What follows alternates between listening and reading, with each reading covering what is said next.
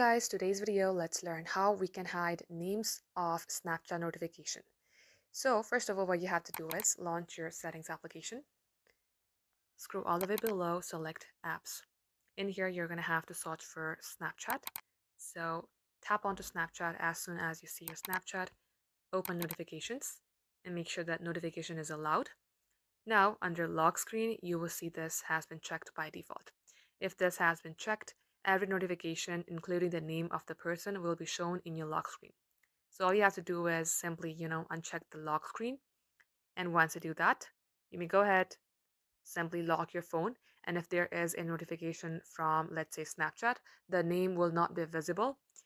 You will just see that there is a notification, but the name will not be visible. And just like so, guys, this is how it's done. Thank you all for watching. If it helped, leave a like and sub. We will catch you up soon.